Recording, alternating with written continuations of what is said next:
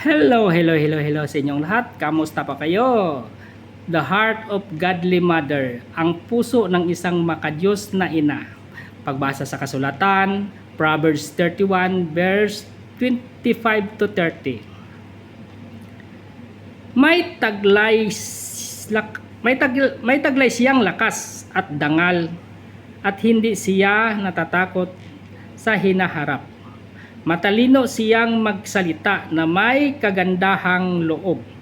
Ang kanyang pangaral, masipag siyang magbantay sa kanyang sambayanan at hindi siya kumakain ng tinapay na galing sa katamaran. Pinupuri ni siya ng kanyang mga anak, ng kanyang asawa.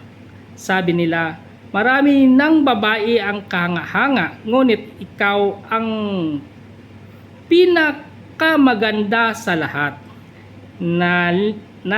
Nalilinlang ng ang pang-akit at kumukupas ang ganda. Ngunit ang babaeng may takot sa Panginoon ay dapat purihin. Ang Proverbs 31 ay isang awit ng papuri para sa isang babaeng makadiyos. Isang ina, asawa at lingkod at may takot sa Panginoon. Mula sa talatang chapter 10 hanggang 31, inilalarawan nito ang mga katangian ng isang tunay na mabuting babae. Marunong, masipag, mapagkakatiwalaan, mahabagin at may takot sa Diyos.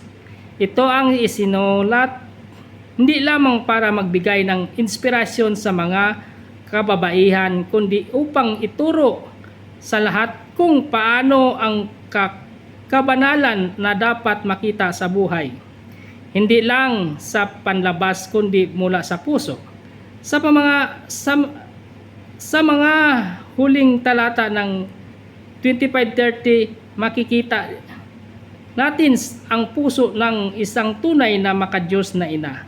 Ang kanyang lakas, karunungan, pag-aalaga at espiritual na karakter. Ayan, salamat sa Diyos sa kanyang salita. Ingat po lagi kung ano ating ginagawa at ugaliin nating manalangin sa Diyos at humingi ng kapatawaran sa ating mga kasalanan. Ayan. Shout out sa ating mga followers dyan, mga new followers. Shout out sa inyong lahat. Ingat po lagi kung ano ating ginagawa. Ugaliin nating manalangin. God bless!